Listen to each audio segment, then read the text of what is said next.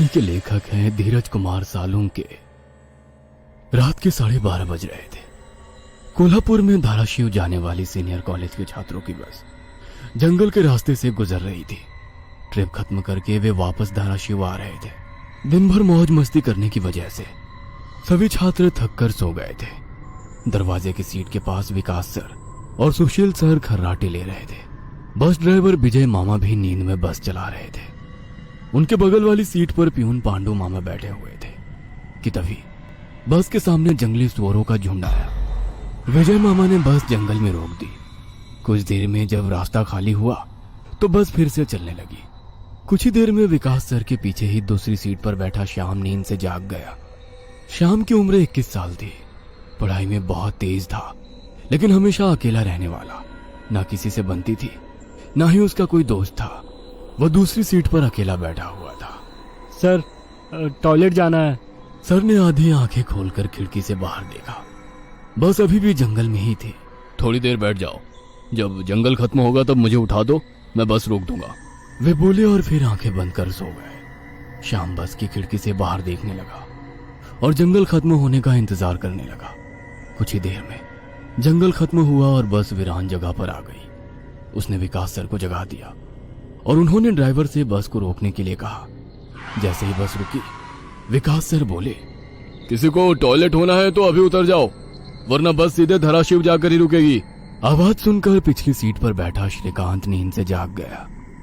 विकास sir torch लेकर पहले बस से बाहर उतर गए। उनके पीछे पीछे श्याम और श्रीकांत भी उतरे और वो दोनों अलग अलग झाड़ी के पीछे टॉयलेट करने गए। श्याम टॉयलेट करके वापस आया, लेकिन श्रीकांत अभी भी नहीं आया था कि तभी श्रीकांत जोर से चिल्लाया। उसकी आवाज सुनकर विकास सर और श्याम उसकी ओर भागे, लेकिन तभी श्रीकांत झाड़ी से बाहर आया। क्या हुआ, क्यों चिल्लाए थे? कुछ नहीं सर, चप्पल से होकर कांटा पैर में चुभा। उसकी आवाज सुनकर ड्राइवर और प्यून भी नीचे उतरे थे। वो सब बस में वापस चढ़ने ही वाले थे कि तभी एक बाइक बस के सामने आकर रुक गई। अरे भाई साहब, यहाँ के नहीं हो क्या आप?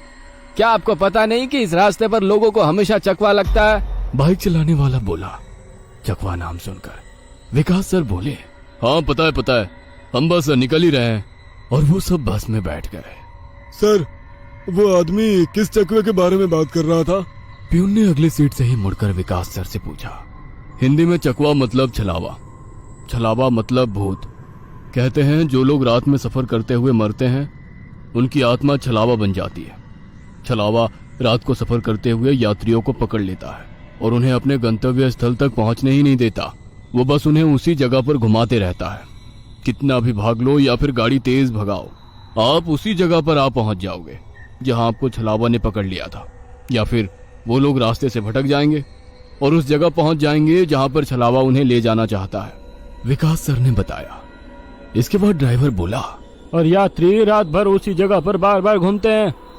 वो तब तक रास्ता भटकते हैं जब तक सूरज ना उगे। जैसे ही सूरज उगता है उनकी ताकत कम हो जाती है। मेरे कुछ ड्राइवर दोस्त हैं, उनको भी छलावे ने पकड़ लिया था। कहते हैं छलावा बस उन्हीं यात्रियों को पकड़ता है जो थके हुए होते हैं, क्योंकि उन पर हावी होना बहुत आसान होता है ना। फिर तो छलावा बहुत ही खतरनाक है। प्यून घबराते हुए बोला। अरे कुछ खतरनाक वतरनाक नहीं है, ये सब अंधविश्वास है।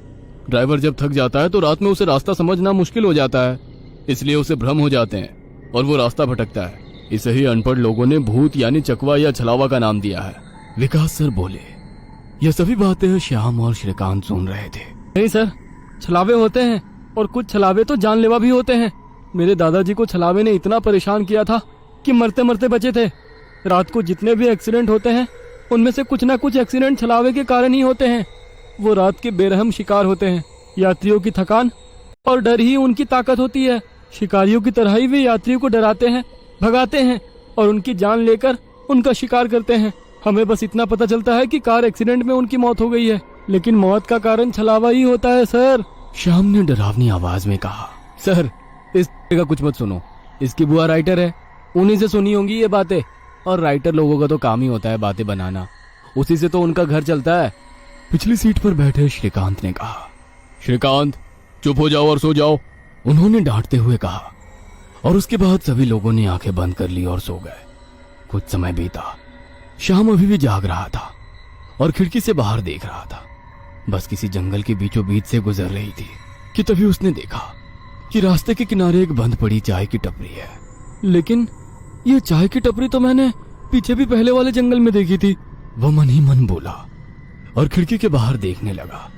तब उसे पता चला कि वो तो वही जंगल है जो वीरान जगह से पहले आया था।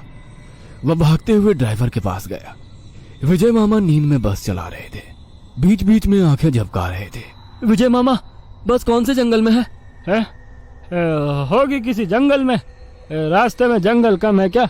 नहीं मामा, हम वापस उसी जंगल में पहुंच गए हैं जहां पर बस के सामने जंगली सुअर आ गए थे। नहीं बेटा, तुम्हें कुछ तो गलतफहमी हो रही है। वो जंगल तो कब का पीछे छूट गया है ना। उनकी बहस सुनकर विकास सर नींद से जाग गए। क्या हुआ श्याम? सर, हमें छलावा लग चुका है। उसने हमें पकड़ लिया है क्योंकि बस वापस उसी जंगल में आई है जहां से पहले गुजरी थी। लेकिन विकास सर भी ड्राइवर की तरह उस पर विश्वास नहीं कर रहे थे। सर, अगर आपको मेरी बात पर यकीन नहीं हो रहा है तो बाहर देखो। अभी कुछ देर रास्ते के किनारे एक ट्रक दिखाई देगा जो एक्सीडेंट में पलटी हो चुका है। और कुछ ही देर में रास्ते के किनारे सभी को पलटी हुई ट्रक दिखाई दी। ये देखकर सभी हैरान हो गए थे।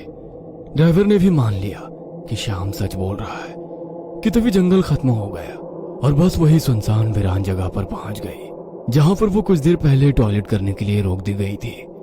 ये देखकर सभी की आंखें फटी की फटी रह गई थी। विकास सर की तो बत्ती ही गोल हो गई थी। श्रीकांत पिछले सीट से आगे आ चुका था। सबके चेहरे का रंग उड़ गया था। बस अभी भी रास्ते पर चल रही थी कि तभी वो फिर से वापस वही जंगल में पहुंच गई। वह सभी जान गए कि उन्हें छलावा ने पकड़ लिया है। ड्राइवर कोई दूसरा रास्ता मिलता है या नहीं ये देख रहा था, लेकिन फिर भी बस वापस उसी जंगल में आ जाती थी। ऐसा लग रहा था कि मानो पूरी दुनिया में बस वही एक रास्ता है जो घूम फिर कर उसी जंगल में ले आता है। सर, अभी इस छलावे से कैसे निकले? मैंने सुना है कि छलावे से बाहर तभी निकल सकते हैं जब सुबह हो जाए। इसका मतलब हमें रात भर इसी सड़क से गुजरना होगा, जंगल से वीराने में और वीराने से जंगल में। क्यों ना हम सुबह होने का इंतजार करते हुए उसी वीरान जगह पर रुक जाए। ड्राइवर बस चलाते हुए बोला। लेकिन शायद मैंने सुना है कि छलावे में रुकना ठीक बात नहीं है। नहीं सर, मेरी बुआ ने बताया था कि अगर सेफ जगह मिल जाए तो रुकने में कोई परेशानी नहीं है। बस इतना ही पता है तुम्हें? और कोई तरीका नहीं है क्या? है, लेकिन वो अभी के लिए नहीं है। और वैसे भी अगर जिस छलावे ने हमें पकड़ा है, अगर वो कमजोर हुआ तो उसकी शक्तियाँ कुछ ही देर में कमजोर हो जाएंगी और हम छलावे से छूट जाएंगे। फिर वो छलावा हमें नहीं पकड़ सकता। इन सभी की बातें सुनकर सोए हुए सुशील सर जाग गए। अरे क्या हुआ? आ गया क्या मेरा बोरगांव? सुशील सर उबासी लेते हुए बोले। तभी सभी ने उन्हें घटी हुई घटना बता दी। यह सुनकर सुशील सर के तो मानो होश ही उड़ गए। लेकिन तभी ड्राइवर जोर से चिल्लाया, सर, आगे एक गांव आया है। यह सुनकर सभी लोग ड्राइवर की तरफ भागे। तब उन्हें रास्ते के किनारे एक बोर्ड दिखाई दिया जिस पर लिखा था, बोरगांव में आपका स्वागत है। यह देख सुशील सर जोर से चिल्लाए, ये तो मेरा गांव है, लेकिन हम यहाँ इतने जल्दी कैसे पहुंचे? हमें तो कोल्हापुर से निकले मुश्किल से 2 घंटे हो गए हैं और मेरा गांव कोल्हापुर से 6-7 घंटे की दूरी पर है।